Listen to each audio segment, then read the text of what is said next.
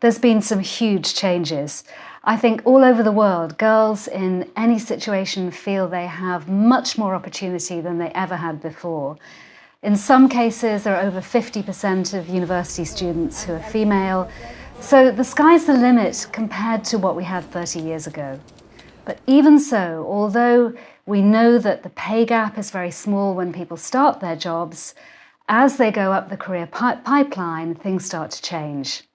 It's not the same as you go up the career pipeline as it is when you start your job. Things are fairly equal when you start, but as you go up that pipeline, you find that women are experiencing more of a pay gap with their male counterparts. So it's really important that we don't forget there's a long way to go.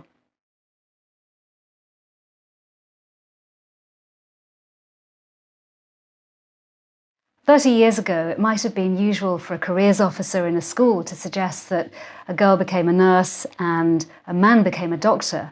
Now that's not the case. Now opportunity is open to everybody. But as you go up the career ladder, things do start to change. The pay gap starts to widen, particularly as women have children and have to consider coming back to the workplace and often want, as many men want, flexible working. So although we've come a long way, there are still some huge challenges. I think it's easier to think about the challenges that everybody faces and then understand what it is within the context of women's employment that makes it difficult for them to get what they want. I think men and women both want a flexible workplace where they can take time off with their children, where they can think about different stages in their career. I've had 4 careers. I'm on my 4th career now, and I think men and women want to have that flexibility to be somebody different at each stage in their career. So I think the challenges for women are challenges that everybody faces. The biggest challenge is the pay gap. The other challenge, I think, is the perception of some employers and their own perception. I think that many young women who are very able, who are very ambitious, who are very inspired by role models that they see in the media, find that when it comes to the point of making a decision about the next big step in their career, they lack the confidence they need. And that's where I think education is very important.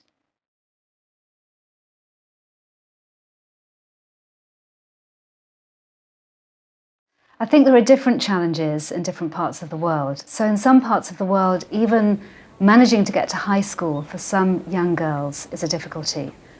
Sometimes it might be perceptions within the family, perceptions within society about what girls can or should achieve.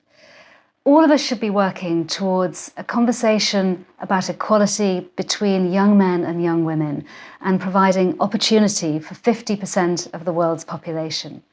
So I think that governments can play a role, policymakers can play a role, families, teachers, family friends, uncles, aunts, grandmothers can play a role. Everybody has a stake in the future of half the world's population. If we start thinking about it like this, then it will be a much easier task.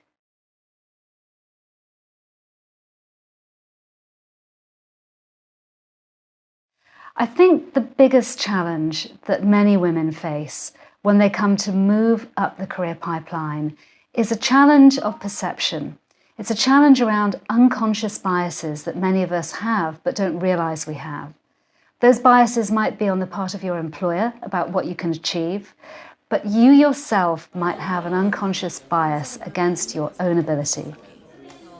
One of the things we can do that will really help young women and women at mid-career level is to give them the kind of confidence to take the next step. Having confidence in your own decision-making, in your own knowledge, in your own skills is absolutely vital. And that's where the role of education is really important. If we can give people the tools to feel that they understand the subjects they're dealing with, that they really know enough to have the confidence to go forward, then we will have put them on the right path. So confidence, understanding unconscious bias, and education. I keep coming back to this subject of education. If you can educate yourself, there's an old story in many cultures, there's an old saying, if you educate a man, you educate one person. If you educate a woman, you educate the family.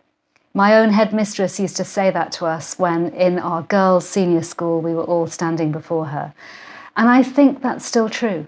I think we should remember that right across the world, women really do hold the key to knowledge and understanding for their children. So they should grasp it for themselves. That's really important.